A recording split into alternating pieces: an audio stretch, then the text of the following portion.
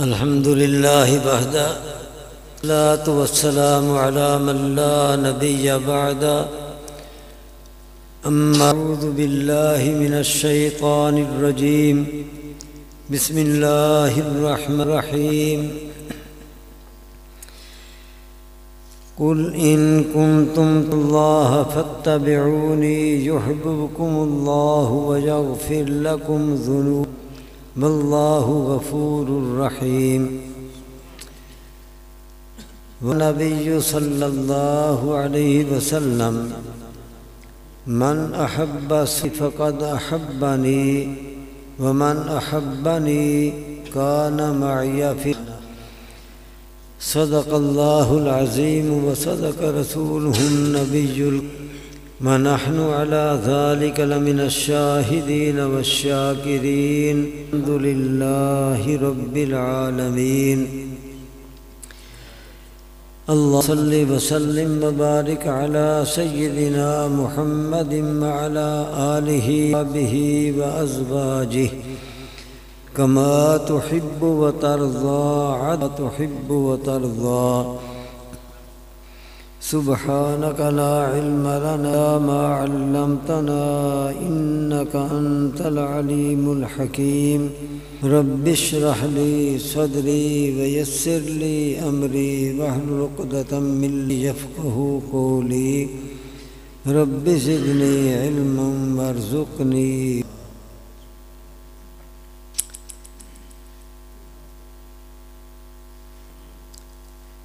قرآن کریم کی ایک آیت کریمہ اور نبی کریم صلی اللہ علیہ وسلم کا ایک مبارک پڑھا گیا۔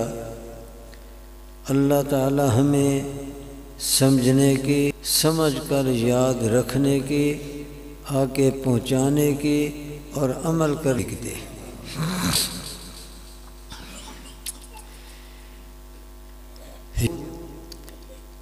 یہ دعویٰ کیا کرتے تھے کہ ہمیں اللہ کے ساتھ بہت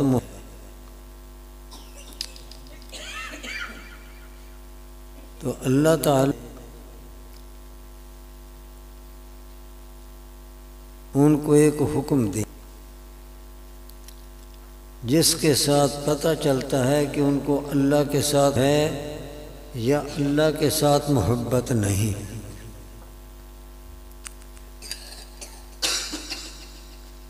حکم یہ دیا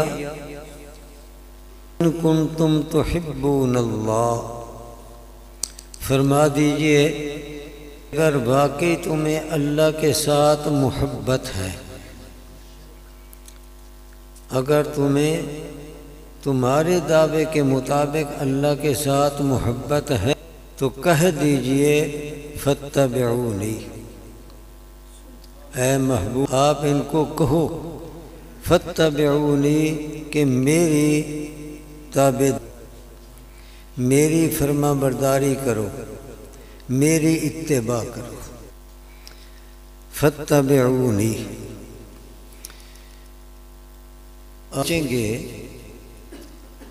کہ کہنا تو یوں چاہیے تھا کہ اگر تم کے ساتھ محبت ہے تو اللہ کی فرما برداری کرو، اللہ کے فرما بردار بندے بن جاؤ، اللہ کے مطیع دار بن جاؤ، کہنا تو یوں چاہیے تھا۔ لیکن کہا ہے کہ اے محبوب آپ یوں کہہ دیں اگر تمہیں اللہ کے ساتھ ہے تو میری تابعداری کرو، میری فرما برداری کرو، میرے غلام بن جاؤ، میرے متبع بن جاؤ۔ حکم یہ دیا جائے کیوں؟ اس کا جواب خود قرآن کریم کے اندر دیا۔ اس سوال کا جواب خود اللہ نے دیا، من یطع الرسول فقد اطاع اللہ، رسول فقد اطاع اللہ، جس نے میرے رسول صلی اللہ علیہ وسلم کی اتباع کی، تابعداری کی، اطاعت کی، اس نے اطاعت کی۔ اس سے پتہ چلا کہ اللہ کی اللہ کی فرما برداری کرنے کا طریقہ کیا ہے؟ اللہ کی فرما برداری کرنے کا طریقہ، اللہ کی فرما برداری کرنا وہ یہ ہے کہ نبی پاک صلی اللہ علیہ وسلم کی اطاعت کی جائے تو کی اطاعت ہو گئی، نبی پاک صلی اللہ علیہ وسلم کی فرما برداری کی جائے اللہ کی فرما گئی۔ کیوں؟ اس لیے کہ نبی علیہ الصلوۃ والسلام اپنی طرف سے کوئی حکم نہیں دیتے، کہ جو اللہ کا حکم ہوتا ہے وہ اللہ کے بندوں تک پہنچاتے ہیں، اللہ اپنے حکم کے ذریعے امت تک پہنچاتے ہیں۔ تو جب وہ اللہ کا حکم ہوگا جو صلوات والسلام کے ذریعے ہمارے تک پہنچا، تو جو نبی کو مانے گا، نبی کی حکم مانے گا، اس نے اللہ کا حکم مانا۔ جس نے نبی کی اطاعت کی اس نے اللہ کی اطاعت، جس نے نبی پاک کی فرما برداری کی وہ اس نے اللہ کی فرما برداری کی۔ اس لیے اللہ کی اطاعت کرنے کا ذریعہ وہ ہے اطاعت رسول۔ وما ينطق عن الهوى ان هو الا يوحى۔ نبی پاک صلی اللہ علیہ وسلم وہ تعالیٰ کی طرف سے وحی کے بغیر دین کی کوئی بات کہتے ہی نہیں، کے بارے میں وہ بولتے ہی نہیں، شریعت کے بارے میں اپنی طرف سے وہ کوئی بات کر، وہ جو بولتے ہیں وہ اللہ کا فرمان ہوتا ہے، وحی ہوتی ہے۔ اس لیے پھر جب اللہ کے رسول صلی اللہ علیہ وسلم کوئی حکم سمجھو وہ اللہ کا حکم ہے، وہ اللہ کی طرف سے وحی ہے۔ اس لیے اب دیکھو اس کو ایک مثال سے سمجھیں۔ ایک بڑا آدمی کسی کی طرف کام بھیجتا ہے، بھئی یوں کر لو، یوں کر لو، یوں کر لو۔ بڑا آدمی یا بڑا افسر وہ تو بیٹھا ہے اپنی جگہ، اس کا ایلچی، اس کا قاصد، وہ اس کا پیغام کسی کو جاتا ہے اور وہ جا کر یوں پیغام پہنچاتا ہے کہ فلاں افسر نے یوں کہا، فلاں وزیر نے یوں کہا کہ یہ کر لو، یہ کر لو، یہ کر لو۔ جو اس قاصد کی بات مانے گا تو حقیقت کے لحاظ سے قاصد کی بات نہیں مانی جا رہی، یہ مانی جا رہی ہے اس افسر کی بات، یہ مانی جا رہی ہے اس وزیر کی بات، یہ اطاعت اور فرما برداری یہ کی جا رہی ہے اس بھیجنے والے کی۔ یہی ہے اللہ اور امت کے درمیان، اللہ پیغام بھیجنے والے، امت کی طرف پیغام بھیجنے والے درمیان میں نہ کوئی ایک واسطہ ہے، وہ تو ایک ذریعہ ہے۔ اللہ کے احکام نبی کے پاس، نبی امت تک پہنچاتا ہے۔ اس لیے جب اللہ کے احکام ہیں اور نبی کے درمیان ہے، امت تک پہنچاتا ہے، تو نبی کی بات کو ماننا یہ اللہ کی بات کا ماننا، نبی کی اطاعت کرنا یہ اللہ کی اطاعت ہے، نبی کی فرما برداری یہ اللہ کی فرما برداری۔ اس لیے کہا ان کنتم تحبون اللہ، اگر تم محبت رکھتے ہو تو اے محبوب ان کو کہو کہ میں اللہ کا فرستادہ ہوں، اللہ کی طرف اللہ کے احکامات لے کر آیا ہوں، اس لیے میری اتباع کرو، میری فرمانو۔ اللہ کے ساتھ محبت کا تقاضا یہ ہے کہ اللہ کے رسول کی بات مانو، برداری کرو، انہیں آ جاؤ۔ یہ تو اس آیت کے اندر حکم ہوا۔ اچھا جی، رسول اللہ صلی اللہ علیہ وسلم کی جب اتباع ہو جائے، فرما برداری ہو جائے، متبع سنت، فائدہ کیا ہوگا؟ اس کا فائدہ کیا ہوگا؟ تو اللہ تعالیٰ نے اس کے دو فائدے بتائے۔ کتنے کتنے؟ ذرا آپ بھی بولیں، کس کے فائدے؟ نبی پاک صلی اللہ علیہ وسلم کی اتباع، نبی پاک صلی اللہ علیہ وسلم داری کے، آپ کی غلامی میں آنے کے دو۔ ایک فائدہ تو یہ بتایا یحببکم اللہ، کہ پہلے تم یہ کہتے تھے کہ ہمیں اللہ کے ساتھ محبت ہے، یہود کہتے تھے کہ ہمیں اللہ کے ساتھ محبت ہے، یہود کہتے ہیں کہ ہمیں اللہ کے ساتھ محبت ہے، تو یہ بن گئے محب، یہ محب، اور اللہ وہ بن گئے محبوب۔ یہ محب، یہ محبین، اور اللہ محبوب۔ جس کے ساتھ محبت کی جائے وہ محبوب ہی کہتے ہیں نا، تو بند اللہ محبوب۔ لیکن اللہ فرماتے ہیں میرے پیغمبر کے غلام بن جاؤ گے، دار بن جاؤ گے، متبع بن جاؤ گے، مطیع فرما بردار بن جاؤ گے، یحببکم اللہ،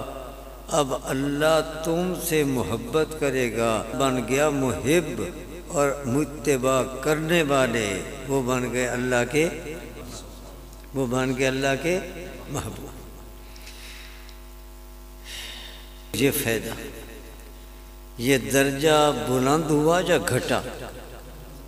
مرتبہ بلند ہوا کہ پہلے یہ محب تھا، اللہ محبوب، کہ محبوب کی جس نے تابعداری کی تو اس تابعداری کا ان ہے کہ اب اللہ محب ہے اور یہ اللہ کا محبوب ہے۔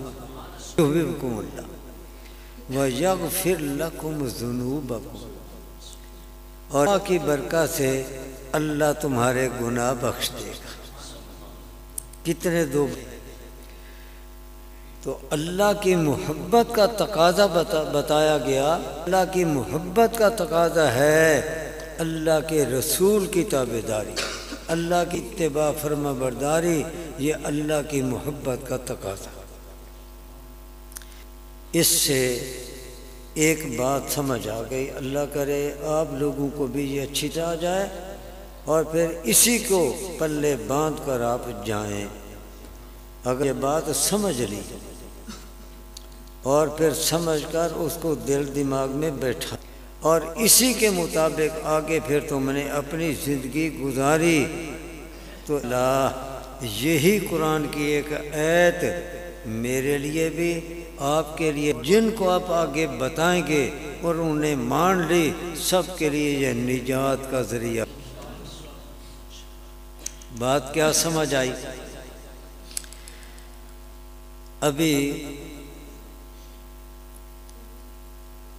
مجھ سے پہلے اولیاء اللہ کی شان بیان کر رہے تھے، پہلے پارے سے لے کر آخری پارے تک آپ کو پہنچایا کہ ہر پارے کے اندر اولیاء اللہ کی شان بیان ہوئی۔ لیکن ذرا یہ تو پہچانو کہ ولی کہتے کسے ہیں۔ میرا ذہن ادھر ہوا میرے عزیز کی اس بات کو سن کر کہ یہ تو پتہ ہونا چاہیے نا کہ ولی اس کو کہتے ہیں جو اللہ کا بندہ بن جائے، اللہ کا مقبول بندہ، اللہ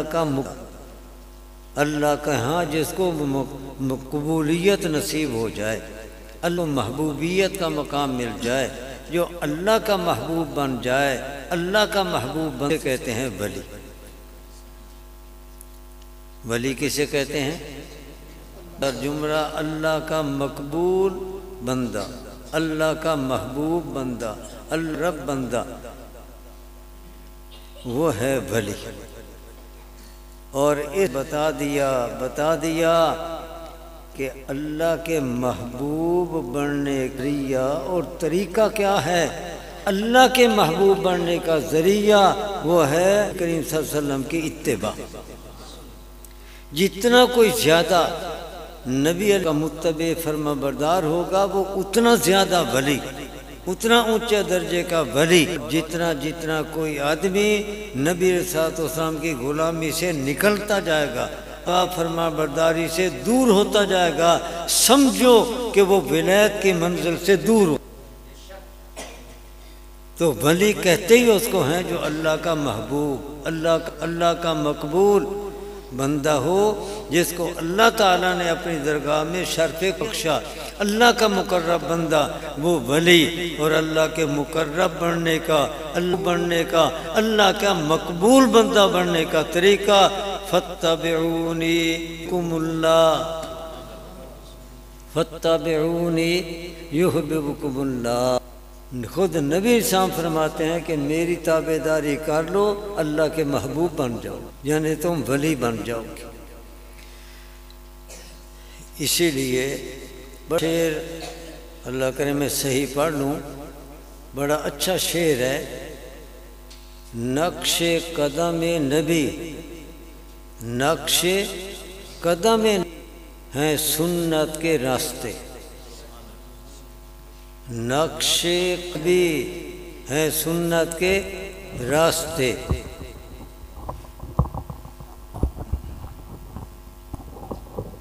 نہیں وہی میں کہہ رہا تھا، اللہ کرے میں، نقش قدم نبی ہیں جنت کے راستے، قدم نبی ہیں، شاید اس کا مطلب آپ نہیں سمجھے، نبی پاک کے قدموں کے نقش، نبی پاک کے قدموں کا نقش، یوں سمجھ لو اب جو نبی پاک کے نقش قدم چل رہا ہے، ان پر چل رہا ہے، وہ کہاں جا رہا ہے؟ جنت کی طرف۔ نقش قدم نبی ہیں جنت کے راستے، اللہ سے سنت کے راستے، اللہ سے ملاتے ہیں سنت کے راستے۔ اور اللہ سے ملتا کون ہے؟ جو اللہ کا ولی، جو اللہ کا ولی ہوتا ہے، اسی کو کہتے ہیں خدا رسیدہ۔ یہ اللہ تک پہنچا ہوا ہے، اللہ تک پہنچا ہوا خدا رسیدہ۔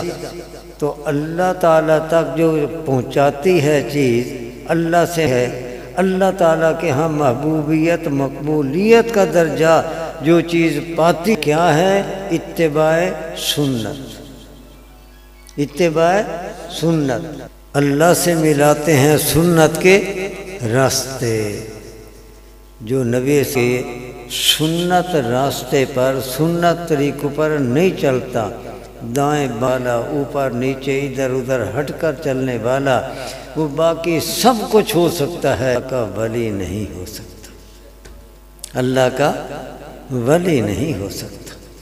اس لیے نبی صاحب نے فرمایا من احب سنتی فقنی ومن احبنی کان معی فی الجنہ۔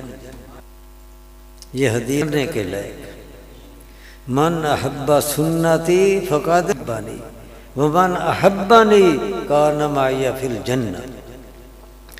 یہ تھے ہمیں اللہ کے ساتھ محبت ہے، تو اللہ کی محبت کے دعوے دار تو بہت ہیں، نبی علیہ الصلوۃ والسلام کے ساتھ محبت کے دعوے دار تو بہت ہیں۔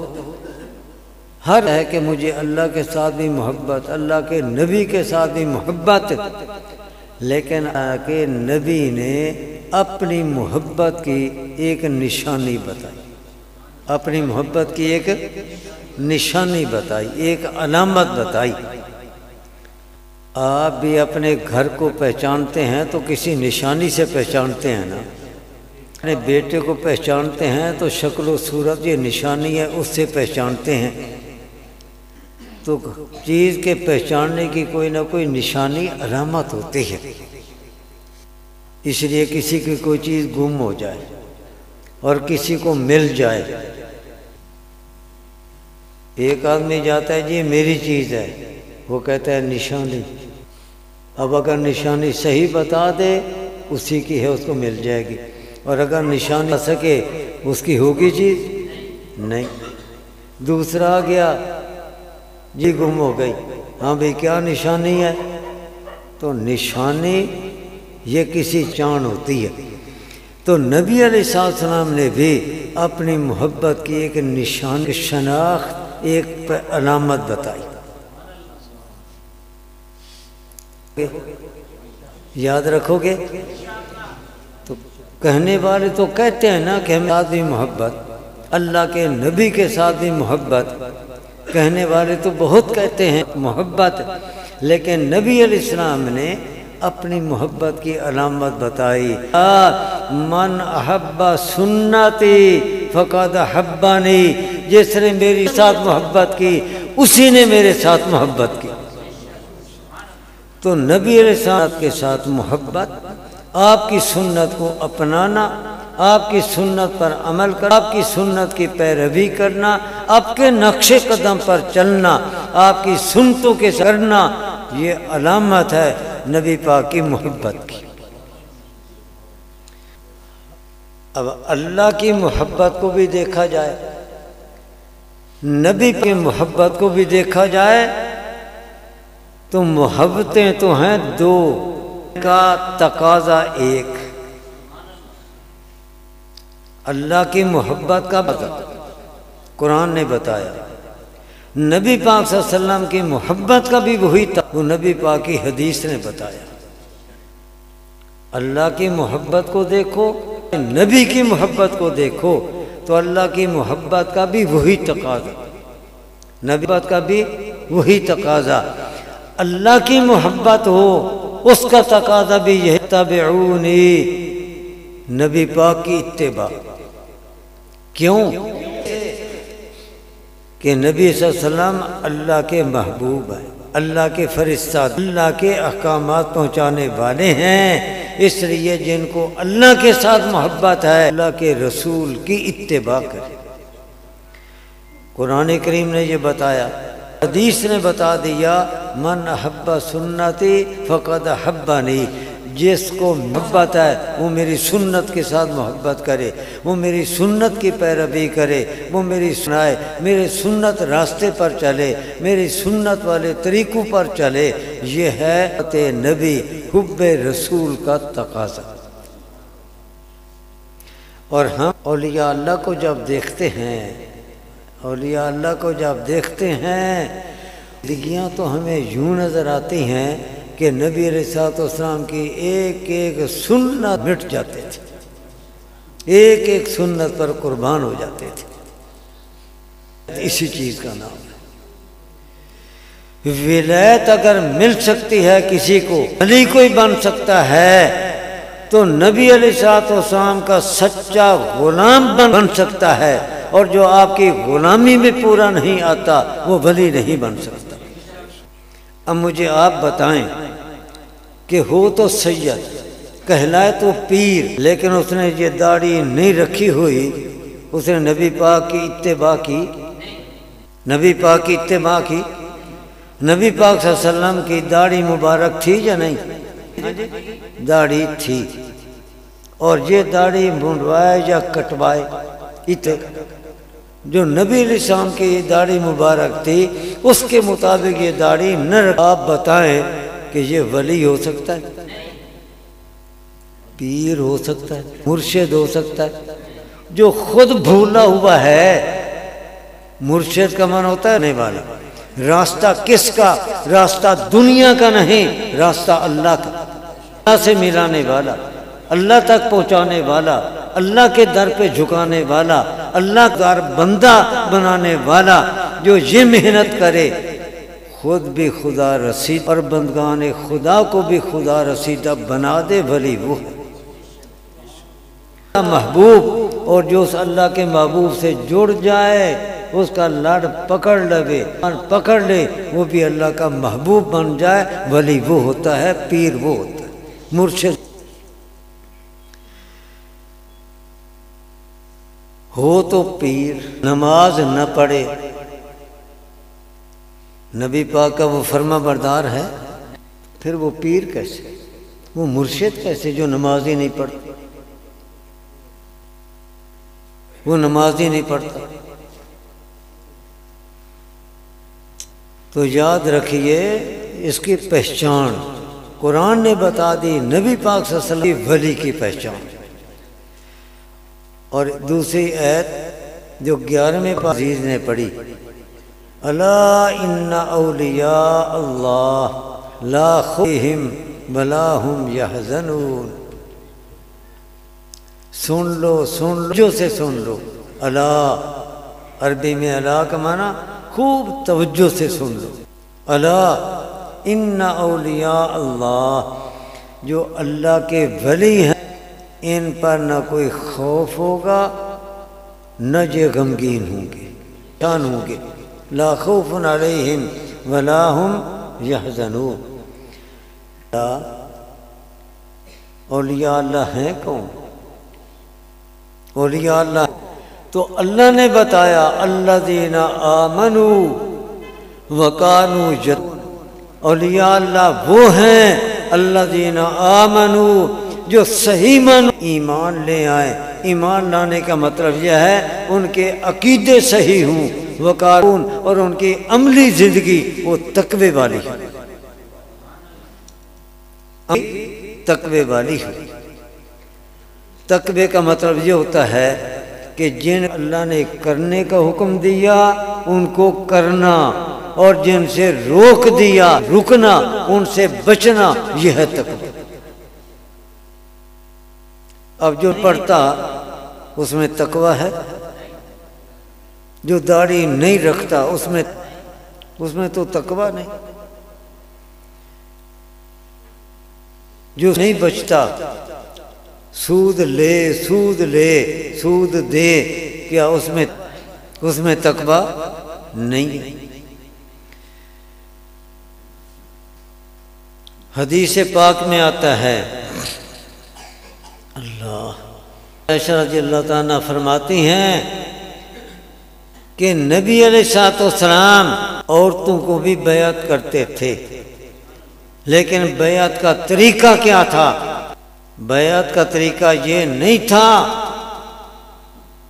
کہ ہاتھ میں ہاتھ بیعت کریں جس طرح مردوں کی بیعت ہوتی ہے، نہیں، آپ اپنا کپڑا مباتے یہ پکڑ لے، اسے کلمے کہلوا دیتے، تو یہ بیعت کا طریقہ تھا۔ نبی علیہ الصلوۃ والسلام نے کبھی بھی اپنا ہاتھ کسی عورت، اجنبی عورت کے ہاتھ، حضرت عائشہ رضی اللہ تعالیٰ فرماتی ہیں، لیکن اب جو بنا ہوا تو پیر ہے، لیکن مرید نہیں اسے پاؤں مالش کرائے، آپ بتائیں وہ ولی ہے، وہ مرشد ہے، وہ پیر ہے؟ تو یہ میں بتا رہا ہوں کہ قرآن کی آیت اور یہ نبی پاک کی حدیثیں انہوں نے ہمیں شناخت بتا دی کہ پہچانو تو صحیح کہ ولی ہے کون۔ میں سمندری جمعہ پڑھانے کے لیے گیا، جمعے تو ایک سکول کے ماسٹر صاحب بیٹھے تھے، معمر آدمی تھے، وہ اپنا بتانے لگے کہ میں پڑھاتا تھا اور میں اکیلا ایک طرف تھا، باقی سکول کے ٹیچر ایک طرف تھے، اور وہ سارے ایک پیر، تو اس گاؤں کے اندر کہتے ہیں کہ پیر صاحب آ گئے، باقی ماسٹر صاحبان جو مرید تھے وہ اکٹھے ہو گئے اور انہوں نے میرے متعلق کہا جی یہ وہابی ہے، یہ وہابی ہے، انہوں کوئی سمجھاؤ۔ پیر صاحب نے پوچھا کہ اس کا گھر فلاں کونے میں اس کا گھر ہے، تو پیر صاحب نے کہا کہ اچھا وہاں چلتے، لیکن تم نہ آؤ، میں اکیلا جاتا ہوں اور میں اسے سمجھاؤں گا۔ چلے گئے اور مغرب اور عصر کے درمیان میں گئے، انہیں بٹھایا، پیر صاحب نے لمبی چوڑی باتیں شروع کر دی، کرتے رہے حتیٰ کہ اس دن مغرب کی نماز نہ پیر صاحب نے پڑھی اور اس مسکین ماسٹر صاحب کی نماز ہوئی۔ ان کی نماز بھی گئی، تمہیں ان کی نماز بھی فوت ہو گئی۔ باتوں میں ہی اس طرح یہ واپس آئے اور باقی ماسٹر صاحبان کو کہتے ہیں کہ بھائی تمہیں ہے وہ وہابی نہیں ہے، وہ وہابی نہیں ہے۔ انہیں پوچھا بھی کیسے نہیں؟ کہا اس لیے کہ میں وہاں بیٹھا رہا اور باقی مغرب کی نماز نہ میں نے پڑھی نہ اس نے پڑھی، اس لیے وہ وہابی نہیں، نہ میں پڑھی ہے نہ اس نے پڑھی ہے، اس واسطے وہابی نہیں۔ اب ایسے پیر کہ ان کی نماز بھی چٹ، ان کے مریدوں کی نمازیں بھی خط بتائیں، یہ پیر ہو سکتا ہے؟ ولی ہونا تو دور کی بات ہے، مرشد ہو سکتا، ہاں سر نو درد ہو جائے تو دم کرا لو، پیڑا پڑھا دودھ نہ دے، ایک کام تے بے شک کراؤ، لیکن وہ ولی نہیں، پیر نہیں، وہ مرشد نہیں۔ پیر مرشد وہی ہے پاک کا غلام ہے، جو نبی پاک کا سچا کھرا پکا آپ کی غلامی میں ڈوبا ہوا ہے، آپ کی محبت میں ڈوبا ہوا ہے، آپ کی سنتوں پر ہے، آپ کی سنت پر قربان ہو جاتا ہے، اور جو آپ کا پکا سچا بے ہے، آپ کے نقش قدم پر چلنے والا ہے، آپ کی فرما برداری کرنے والا ہے ولی، وہ ہے مرشد، وہ ہے پیر۔ اگر کوئی ایسا مل جائے پیر جو سنت ہے، اللہ کا شکر ادا کرو، انشاءاللہ اتباع سنت کے راستے پر وہ بھی جنت میں جائے گا، تمہیں بھی جنت میں لے جائے گا، لیکن ہو سنت پر چلنے والا، متبع سنت۔ اللہ تعالیٰ نے لیکن ہم رضی اللہ تعالیٰ اجمعین کو جو اتنا اونچا مقام عطا کیا تھا، وہ کیوں اتنا اونچا مقام کیا تھا؟ وہ اسی لیے کہ نبی علیہ السلام کی انہوں نے اس طرح فرما برداری کی، اس طرح آپ کی غلامی میں آ گئے کہ اپنی خواہشیں مٹا دیں، اپنے شوق ختم کر دیے۔ اب وہ کیا کرتے تھے جو نبی پاک فرماتے تھے، وہ وہی کرتے تھے جو نبی پاک کو دیکھتے تھے، ان زندگیاں آزادانہ وہ ختم ہو گئی۔ نبی پاک صلی اللہ علیہ وسلم کے پکے سچے حضرت حذیفہ رضی اللہ میں آتا ہے، یہ ان صحابہ کرام میں سے تھے بال تھے، اور آپ ہمارے معاشرے کے اندر ایک فرق دیکھتے ہیں کہ مالدار آدمی ہوتا ہے، پیسے والا، اس کے دوست احباب بھی اتنے زیادہ ہوتے ہیں، اور جتنا کوئی بیچارہ غریب ہوتا ہے، مالی طور پر کمزور ہوتا ہے، اس احباب بھی اتنے تھوڑے ہوتے ہیں، گنے چنے۔ حضرت حذیفہ رضی اللہ تعالیٰ عنہ جو کہ یہ صاحب مال تھے، ان کی دائرہ اتنا وسیع کہ عرب میں بھی عجم میں بھی، ان کے دوست بڑا دور تک، ان کے دوستوں کا وسیع حلقہ، تو اپنے کو تیار کیا، اور غلام بھی ایسا بڑا سمجھدار، بڑا ہوشیار، مختلف علاقوں کے لوگوں کے مزاج سمجھنے والا، ان کے رواج سمجھنے، طور طریقے سمجھنے والا سمجھدار غلام، اس کو ساتھ لیا۔ چلتے چلتے ایک اجمی دوست کے ہاں پہنچے،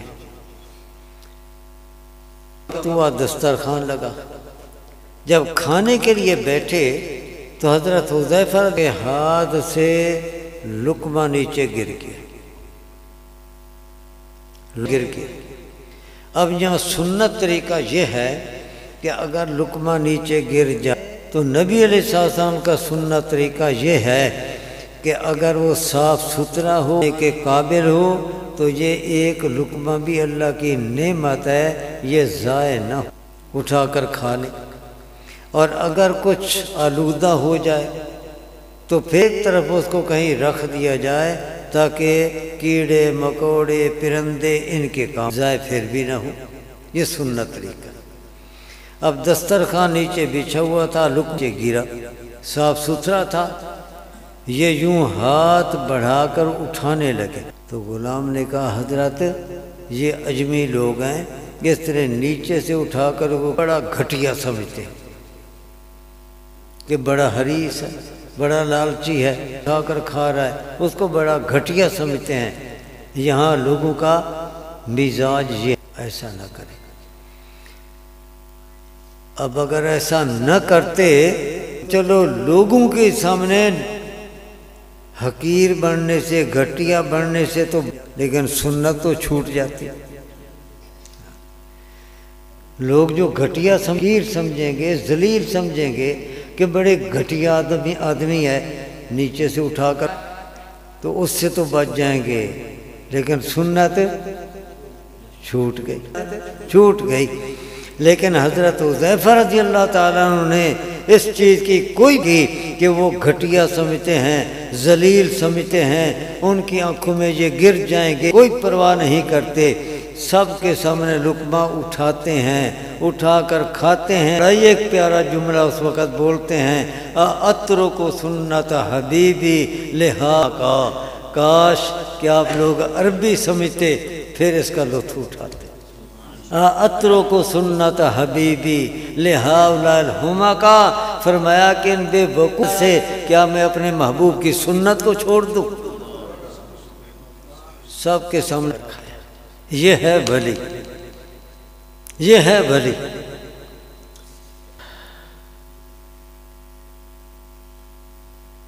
اور ابوبکر صدیق رضی اللہ تعالیٰ کے بارے میں نے ایک رسالے کے اندر واقعہ، کسی کتاب میں تو نہیں پڑھا، اس رسالے سے پڑھا ہوا واقعہ میں آپ کو بتاتا ہوں۔ اللہ نے ابوبکر صدیق رضی اللہ تعالیٰ کو جو اتنا اونچا مقام عطا کیا تھا تو کس وجہ سے؟ دو وجہ تھی۔ ایک تو رضی اللہ تعالیٰ عنہ کو نبی کریم صلی اللہ علیہ وسلم کے ساتھ سب سے زیادہ محبت، باقی صحابہ کرام کو بھی محبت تھی، لیکن محبت کے بھی تو درجے، محبت کے درجے ہوتے ہیں۔ اگر یوں کہہ لو کہ ایک آگ ہے تو آگ کبھی تیز کبھی آہستہ، کبھی زیادہ کبھی ہوتا ہے نا، تو اسی طریقے سے محبت کی آگ یہ بھی کبھی زیادہ کبھی تھوڑے کم، کسی میں زیادہ۔ اور اگر اس محبت کو میں کہتا ہوں کہ نور محبت کا ہے، روشنی بھی کبھی زیادہ کبھی تھوڑی، کہیں زیادہ کہیں تھوڑی۔ یہ 25 واٹ کا یہ بلب ہو تو روشنی تھوڑی، اس سے زیادہ ہو تو زیادہ، اس پر والا ہو تو اس سے زیادہ روشنی۔ تو محبت کے بھی اسی طرح کئی، تو سب سے زیادہ نبی صاحب کے ساتھ جو محبت تھی، ہاں جی، ابوبکر صدیق رضی اللہ تعالی عنہ کو آپ کی محبت کا اندازہ یہاں سے ہوتا ہے کہ جب ہجرت کر کے جارت کر کے تو ایک عجیب نظارہ تھا کہ ابوبکر صدیق رضی اللہ تعالیٰ عنہ ساتھ ہیں لیکن پیچھے چل رہے ہوتے ہیں، چلتے چلتے یک لخت آتے ہیں، آگے چل رہے ہیں یک لخت، پھر پیچھے آ جاتے، کبھی دائیں آ جاتے کبھی بائیں۔ نبی علیہ السلام نے جب یہ دیکھا تو پوچھ لیا کہ ابوبکر یہ کیا، کہ پیچھے چل رہے ہوتے ہو اور بڑی تیزی سے آگے آ جاتے ہو، آگے چل رہے ہوتے ہو تیزی کے ساتھ پیچھے آ جاتے ہو، پیچھے چلتے چلتے پھر کبھی دائیں آ جاتے ہو کبھی بائیں آ جاتے ہو، کیا قصہ ہے؟ ابوبکر صدیق رضی اللہ تعالیٰ فرمانے لگے حضرت پیچھے چل رہا، دل میں خیال آتا ہے ابوبکر تو پیچھے چل رہا ہے، ہو سکتا ہے کہ اچانک دشمن آ جائے تو سامنے سے تیرے محبوب کے اوپر وہ حملہ آور ہو جائے گا، جب آتا ہے تو میں دوڑ کر آگے ہو جاتا ہوں۔ آگے چل رہا ہو تو پھر دل میں خیال آتا ہے کہ ابوبکر تو آگے چل رہا ہے، ہو سکتا ہے کہ دشمن پیچھے سے میرے محبوب پر حملہ کر دے، جب خیال یہ آتا ہے تو میں دوڑ کر پھر پیچھے آ جاتا ہوں، کبھی دائیں کا خیال کبھی بائیں کا خیال، اس لیے پھر یوں ہی دل میں خیال آتا ہے تو میں اسی طرف ہو۔ یہ تھی ان کی محبت۔ اور آپ جانتے ابوبکر صدیق رضی اللہ تعالیٰ عنہ کی وفات کے بارے میں مستدرک حاکم میں حدیث کی کتاب ہے، عمدۃ القاری علامہ کی بخاری شریف کی شرح ہے، اس میں لکھا، کیا لکھا؟ کہتے ہیں کہ جس دن نبی علیہ السلام دنیا سے تشریف لے اور ابوبکر سے جدا ہوئے تو ابوبکر کا اندر تو اسی دن ختم ہو گیا تھا، اس جدائی کے صدمے تاکہ ابوبکر صدیق رضی اللہ تعالیٰ عنہ اسی وقت سے بیمار ہوئے اور پھر وفات جو آئی تو آپ کی جدائی کے صدمے میں آئی۔ ابوبکر صدیق رضی اللہ تعالیٰ عنہ کی محبت، اسی محبت کا نتیجہ تھا کہ جتنی فرما برداری یہ ابوبکر صدیق رضی اللہ تعالیٰ نے کی ہے کسی اور اتباع نہیں کی۔ ابوبکر صدیق رضی اللہ تعالیٰ کو جو اتنا اونچا مقام تو اسی وجہ سے ملا، محبت، اور پھر نبی علیہ السلام کی اس محبت، نبی پاک کی اطاعت، اتباع اعلیٰ درجے کی۔ جہاد کا موقع آتا تو نبی علیہ السلام صحابہ کرام سے اپیل کرنا ہے تو اسباب جہاد کے لیے اپنا مال پیش کرو، مال پیش کرتے لیکن سدا جو مال وہاں پر پیش کرنے والے ہوتے ابو بکر صدیق رضی اللہ تعالیٰ عنہ۔ عجیب واقعہ، حضرت عمر رضی اللہ تعالیٰ عنہ فرماتے ہیں کہ جب بھی نام یوں تقاضا کرتے تو ابو بکر صدیق رضی اللہ تعالیٰ عنہ ہمیشہ نمبر لے جاتے۔ میرے پاس کچھ مال زیادہ آ گیا تو میں نے طے کیا ابو بکر صدیق سے میں نمبر لوں گا، میں مال زیادہ دوں گا۔ چنانچہ نبی علیہ السلام کے فرمانے پر حضرت عمر رضی اللہ تعالیٰ عنہ کتنا مال لے کر گھر کے اندر جو کچھ تھا اس کو تقسیم کر لیا، آدھا گھر کے لیے، نبی صلی اللہ علیہ وسلم کے سامنے پیش کرنے کے لیے۔ چنانچہ بڑے خوش ہیں، میں نے اپنے گھر کا پورا آدھا مال وہ پیش کر کے ابو بکر صدیق لے جانا، لے گئے، آدھا مال پیش کیا، ابو بکر صدیق بھی آ گئے تو نبی صلی اللہ علیہ وسلم نے پوچھا عمر کتنا لے آئے؟ گھر کا آدھا مال لے آیا ہوں۔ ابو بکر آپ کتنا لے آئے؟ کہا کہ حضور جو کچھ تھا سب کچھ لے کے آیا ہوں، گھر میں کیا چھوڑ کے آیا ہوں؟ اللہ کا نام چھوڑ کے آیا ہوں، باقی سب کچھ لے کے آیا۔ ان کے اندر اتباع اور ان کے اندر فرما برداری اور اطاعت، کہ جب وہ خلیفہ بن گئے تو ایک دن یہ واقعہ جو میں نے رسالے میں بتا رہا ہوں، حضرت عائشہ رضی اللہ تعالی عنہا کے پاس اور کہا کہ اے بیٹی، میں اپنے طور پر تو پوری کوشش کہ نبی علیہ السلام جو عمل کرتے تھے، جو کہتے میں وہی کروں، لیکن ہو سکتا ہے کہ کوئی ایسا کام علیہ السلام کرتے ہوں اور میں نہ کر رہا ہوں تو مجھے بتا تاکہ میں لوں۔ تو حضرت عائشہ رضی اللہ تعالی عنہا نے کہا کہ ایک کام ہے جو نبی علیہ السلام کرتے تھے آپ نہیں کر رہے، یہ بتا۔ کہا کہ نبی علیہ السلام ایسا کرتے تھے کہ ہفتے ایک مرتبہ حلوہ پکواتے، نرم غذا حلوہ، اور وہ پکا کر اس طرف آپ لے جاتے تھے، لیکن یہ پتہ نہیں کے لیے لے جاتے تھے، کہاں لے جاتے تھے، یہ مجھے معلوم نہیں۔ تو جہت معلوم ہو گئی کہ ادھر لے جاتے تھے۔ حضرت بکر صدیق انہوں نے وہ حلوہ پکوایا، پکوا کر جدھر کا تھا ابو بکر صدیق لے کر ادھر ہی چل پڑے۔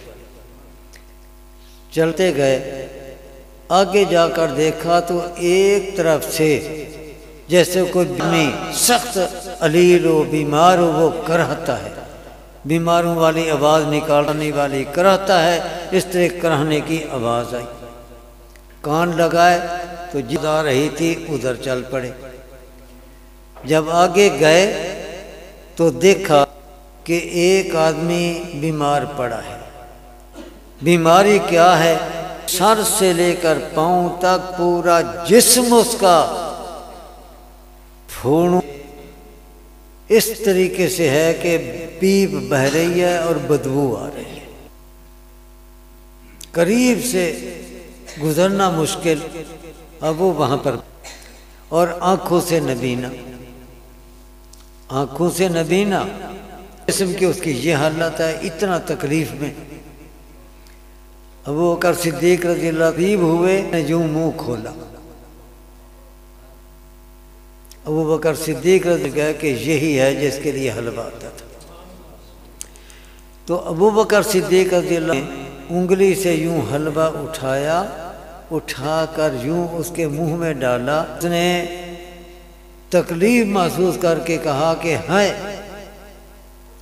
کہا، اور ساتھ ہی بڑا سخت جملہ بولا کہ کیا محمد مر گئے؟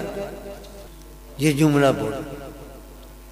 ابو بکر صدیق رضی اللہ تعالیٰ عنہ یہ سن کر پوچھا بھئی تو کون؟ اس نے کہا کہ میں عیسائی ہوں، اور پوچھا کہ تو نے یہ کیسے کہا کہ کیا محمد مر گئے؟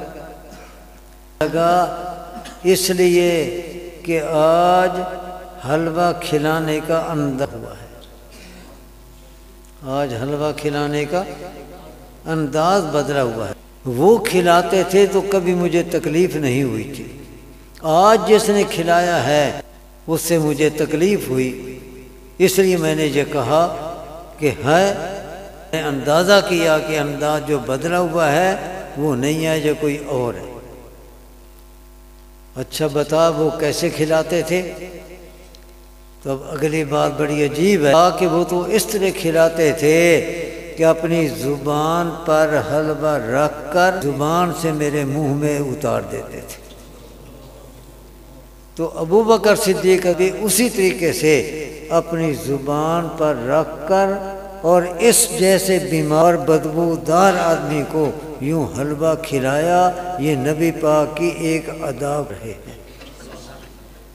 حلوہ کھانے کے بعد اس نے پوچھا کہ اچھا تو کون؟ صدیق رضی اللہ تعالیٰ نے فرمایا کہ ہاں ہمارے محبوب تو ہم سے جدا ہو گئے، کی جگہ اب میں ہوں ان کا خلیفہ۔ تو اسی وقت اس عیسائی نے کہا، اور اس نے کہا کہ جو اپنے پیغمبر کی اس بھی نہیں چھوڑتے، اس کو بھی پورا کرتے ہیں، یقیناً وہ نبی بھی سچا، خلیفہ بھی سچا، یہ کہا اور کلمہ پڑھ لیا۔ یہ ہے اتباع، اسے کہتے ہیں اتباع سنت کہ اور شریعت یاد رکھنا اپنی اپنی ایک ادا ہوتی ہے، اپنی اپنی تعبیر ہوتی ہے۔ میں کہتا ہوں کہ شریعت نام ہی ہے ادائیں، نبی علیہ الصلوۃ والسلام کی ادائیں، نماز میں کیا ادا، میں کیا ادا، وضو کرنے میں کیا ادا، حج کرنے میں کیا ادا، جہاد کرنے میں جو آپ کی اپنی ادائیں تھیں، انہی اداؤں کا نام ہی شریعت محمدیہ کا نام ہی دین اسلام۔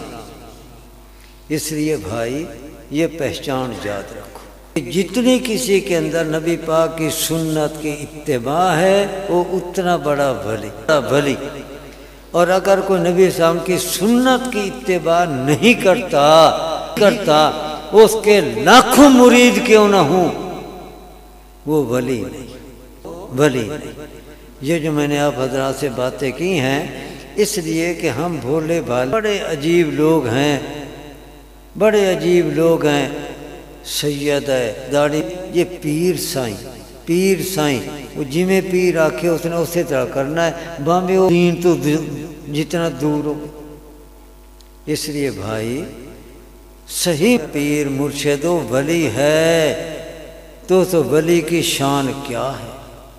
دو چیزیں ہیں جن پر اللہ نے اعلان جنگ کیا، دو ایسے گناہ ہیں جن پر اللہ نے اعلان کہ میرا اعلان جنگ۔ امریکہ نے کہا تھا نا پرویز کو، ہیلو مس، دوستی یا دشمنی؟ میرے ساتھ دوستی کرنی ہے تو افغانستان میں حملہ کرنا، میرا ساتھ دے، اڈے دے، یہ کر وہ کر، دشمنی کے لیے تیار ہو جا۔ یہ اعلان جنگ تھا نا، لیکن یہ برداشت نہ کر سکا اور سر بس جھک گیا۔ امریکہ نے دھمکی دی تو پیشاب، یہاں اللہ کا اعلان جنگ ہے ان دو گناہوں پر کہ جو دو گناہ یا دونوں میں سے ایک کوئی گناہ وہ کرے اس کو میری طرف سے اعلان جنگ، اللہ سے اس کی جنگ لگ گئی۔ اور جس کی اللہ سے جنگ لگ جائے بچے کا کیا، وہ تو برباد ہو جائے۔ بتا دوں وہ دو گناہ، ایک قرآن کریم میں ہے اور ایک بخاری شریف کی حدیث میں۔ قرآن کریم میں ہے فَإِن لَّمْ تَفْعَلُوا فَأْذَنُوا مِنَ اللَّهِ وَرَسُولِهِ، اللہ تعالیٰ نے پہلے سود کا حرام ہونا بیان کیا، حرم الربا، سود حرام، اور پھر کہ اگر تم سود کے لینے دینے سے باز نہیں آتے، سود کو نہیں چھوڑتے تو اللہ اور اس کے رسول کی طرف جنگ، اعلان جنگ، اعلان جنگ ہے تو اللہ تعالیٰ کو ہتھیار میں یہاں اتارنے کی ضرورت نہیں، استعمال کرنے کی ضرورت نہیں ہے۔ اللہ تعالیٰ تو وہ ہے جو یہ کہتا تھا نا کہ میں خدا ہوں، اللہ کی قدرت سمجھو، میں خدا ہوں۔ قارون کا یہ دعویٰ تھا، نمرود کا دعویٰ تھا میں خدا ہوں، خدائی دعویٰ تھا، لیکن نے اس کی خدائی کس طریقے سے نکالی کہ جو جاتے تھے آ کر اس کو سجدہ کرتے کہ یہ ہمارا خدا ہے، نمرود کو سجدہ کرتے، لیکن اللہ تعالیٰ نے اس کے سر میں ایسی بیماری لگا دی، ایسی بیماری لگا دی کہ کراتا، چیختا، درد ہوتا۔ تو جب درد ہوتا تو آدمی بعض دفعہ اپنے سر کو یوں، بعض دفعہ یوں مارتا ہے، بعض دفعہ یوں مکے مارتا ہے، تو وہ یوں دباتا ہوتا تو کچھ سکون ہوتا، کچھ سکون ہو جاتا۔ میں نے کہا کہ بھئی یہ تو بڑا اچھا علاج ہے۔ اب اس کے دربار کا ادب یہ مقرر ہوا ہے وہ سر میں مکہ مارے، وہ آگ کا مارے، اب جو آتا سر میں مکہ مارتا، جو آتا سر میں مکہ مارتا، خدائی نکل رہی، لیکن ہوا کہ وہ مکے بھی بے اثر ہو گئے۔ اچھا وہ درد اور ہوتا، ایک مچھر اللہ تعالیٰ نے ناک کے راستے سے اس کے سر میں گھسا دیا، مچھر، وہ اندر کاٹتا، درد ہوتا۔ اب وہ جو مکے کھا کھا کر یہ بے اثر ہو گئے مکے، تو اس نے پھر ایک دن ایتی اٹھائی، لتر اٹھایا، ادھر تجربہ کیا، وہ سر میں مارا تو پھر سکون ہوا۔ تو اب ادب یہ مقرر ہوا کہ اب جو آئے جوتا اٹھائے اور اس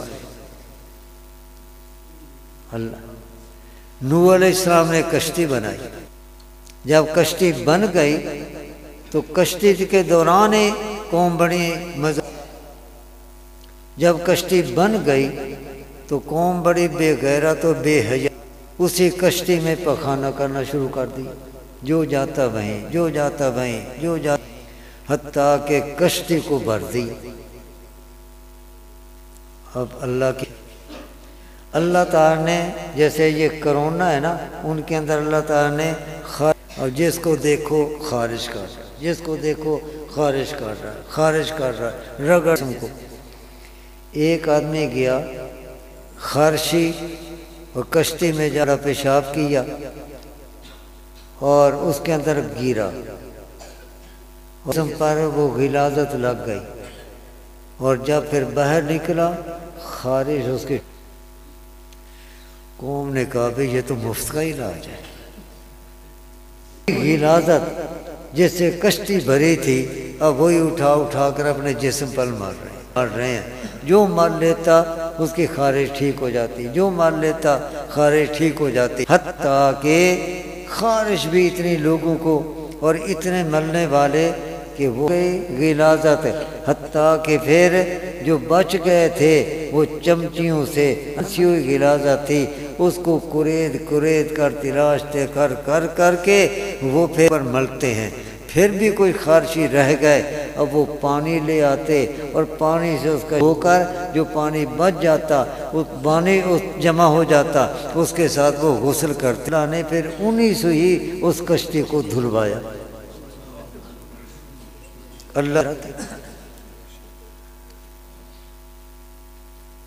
اللہ کی قدرت کا جا سکتا، تو جو سود سے باز نہیں آتے، اللہ فرماتا فَأْذَنُوا بِحَرْبٍ مِّنَ اللَّهِ وَرَسُولِهِ، اللہ اور اس کے رسول کی طرف سے ان کو،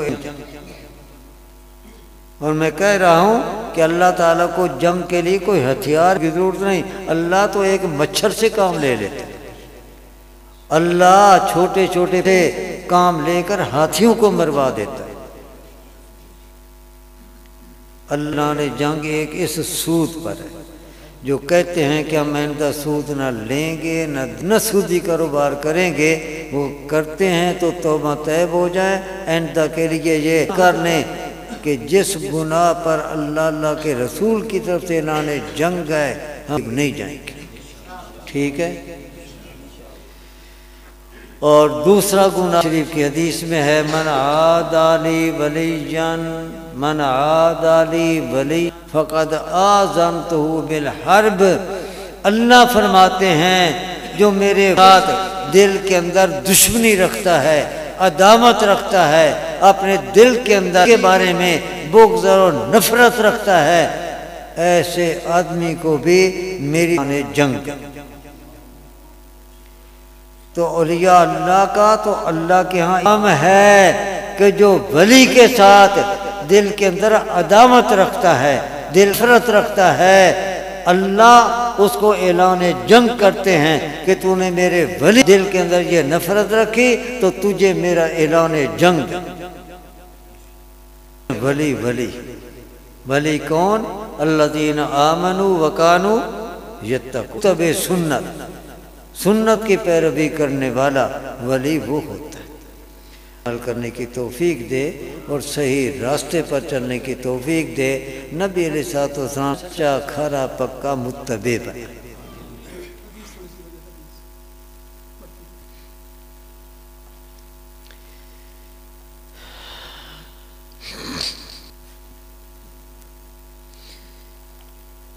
یہ بخاری شریف کی بھائی آخر ہے، مفتی محمد قاسم صاحب اور اسی طرح ان کے فرزند، ان کا یہ ہمارے اوپر بڑا ہے کہ انہوں نے یہ پروگرام منعقد کر کے حدیث شریف کے حق میں ہمیں بھی شریک کیا اور سبق میں شریک۔ حدیث پڑھنے پڑھانے پر جو اللہ کی طرف سے اجر و ثواب ملتا ہے دل ہوتی ہیں، اس میں ہمیں بھی حصہ دار بنا لیا۔ اللہ ان کو جزا۔ درود شریف پڑھ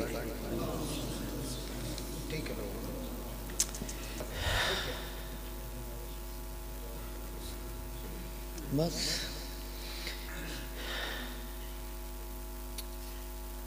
عن ابی ہریرہ رضی اللہ قال قال النبی صلی اللہ علیہ وسلم کلم حبیبتان الی الرحمن خفیفتان علی اللسان فی المیزان سبحان اللہ و بحمدہ سبحان اللہ۔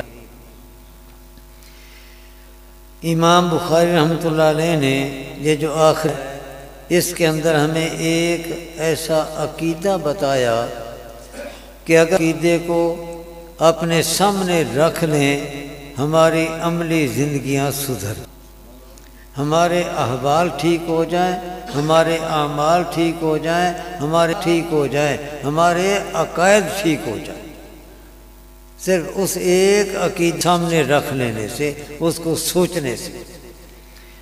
عقیدہ یہ ہے جو ہم نے اخیر میں بتایا کہ قیامت والے دن اس کے دائیں پلڑے میں ہماری نیکیاں رکھی جائیں گی۔ زبان سے کوئی نیک کلمہ بولا، کانوں سے کوئی نیک بات سن لی، ایک کام کر لیا، وہ سارے کے سارے ہمارے اقوال، ہمارے اعمال، نقل و حرکت، وہ ریکارڈ تیار ہوتا رہتا ہے، ساتھ ساتھ محفوظ ہو، اعمال نامہ ہمارا تیار ہوتا رہتا ہے۔ تو وہ نیکیاں محفوظ دائیں پلڑے میں رکھی جائیں گی، اور جو گناہ ہوں گے ان کو بائیں پلڑے میں رکھا جائے، پھر ان کو تولا جائے گا۔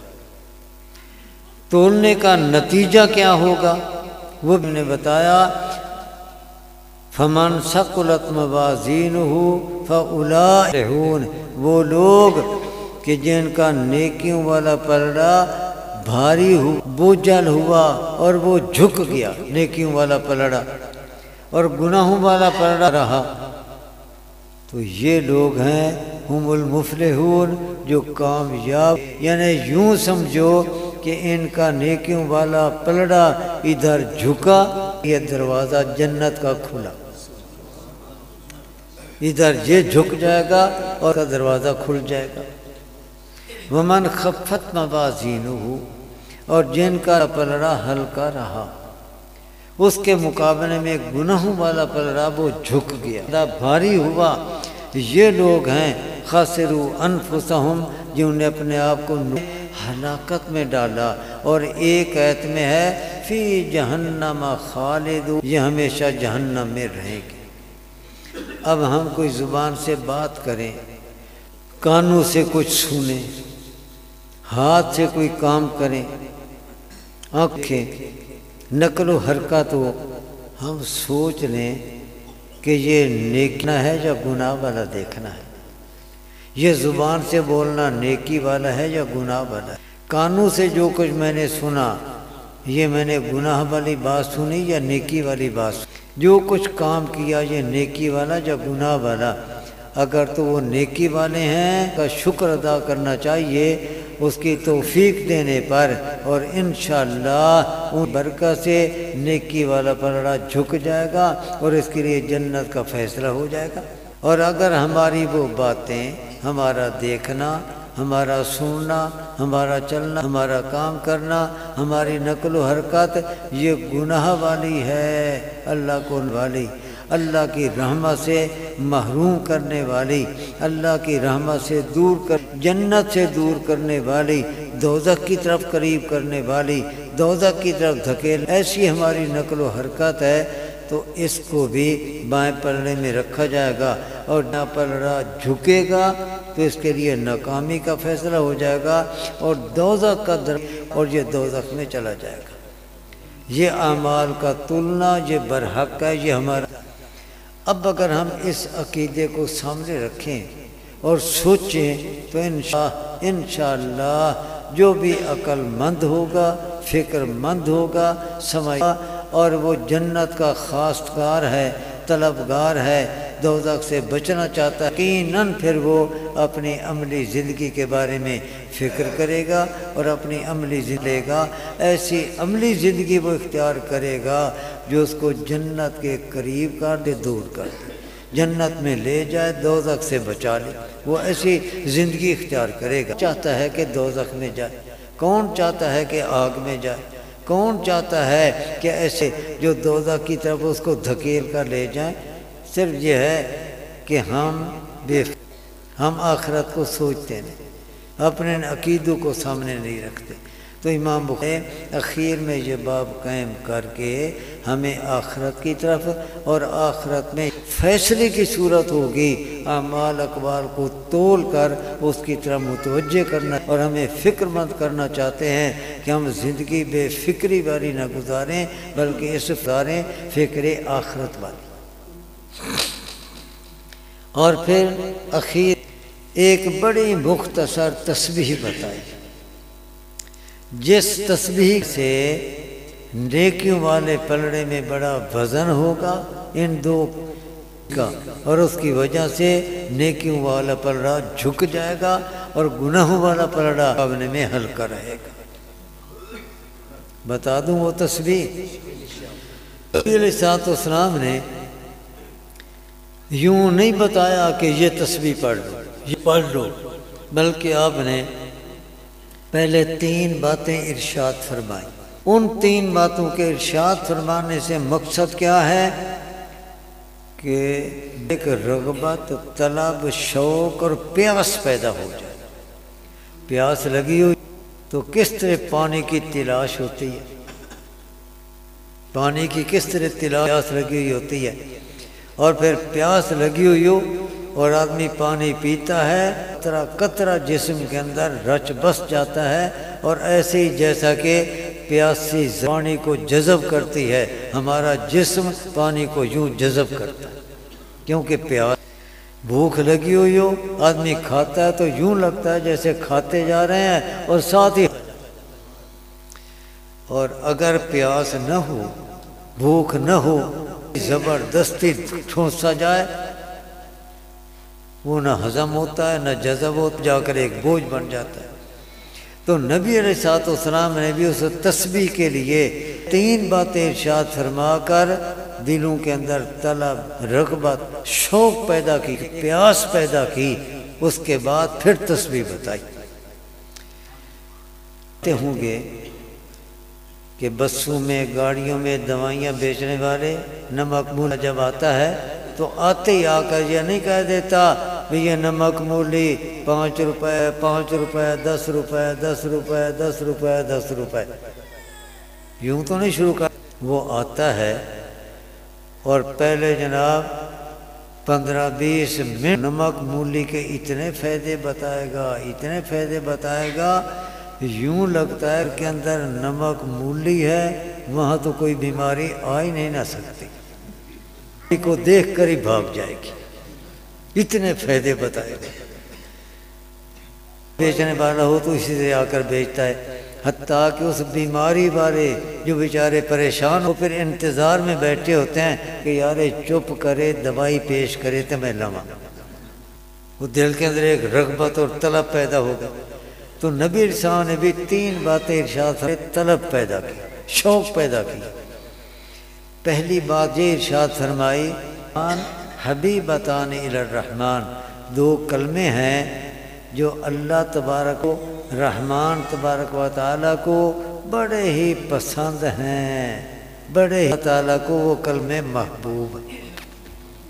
اور میرا ایمان یہ کہتا ہے کہ ان 2 محبوب کلموں کو پڑھنے والا محبت سے، شوق سے، وہ بھی ان 2 محبوب کلموں کی برکت سے اللہ کا محبوب۔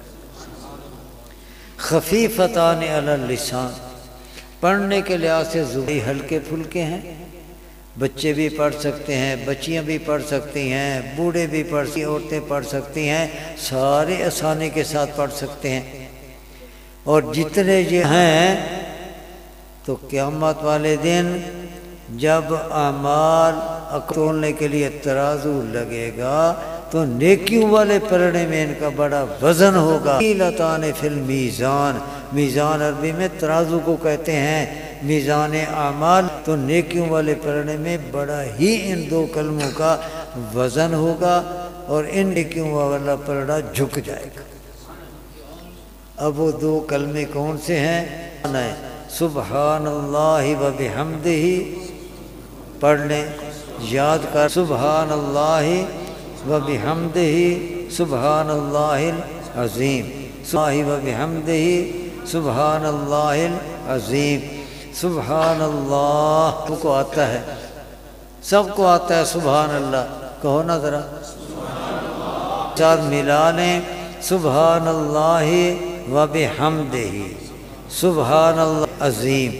یہ 2 کلمے ہیں تو نبی اسلام کا کتنا بڑا احسان ہے۔ قیامت والے دن فیصلہ ہونا ہے جنت کا اس آدمی کے لیے، نیکیوں والا پلڑا جھک گیا، تو آپ نے یہ 2 کلمے ایسے بتا دیے جو سے بڑے آسان، لیکن نیکیوں والے پلڑے میں بڑا ہی ان کا وزن ہوگا، وجہ سے نیکیوں والا پلڑا جھک جائے گا۔ اللہ سب کو اس تسبیح کے توفیق دے۔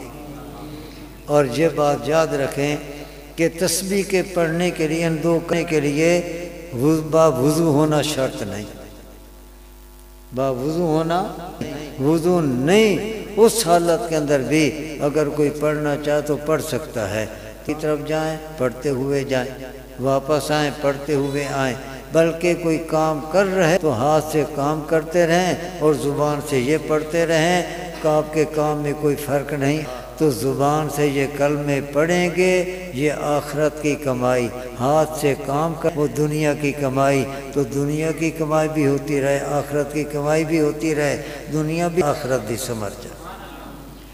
وآخر دعوانا ان الحمد للہ رب العالمین۔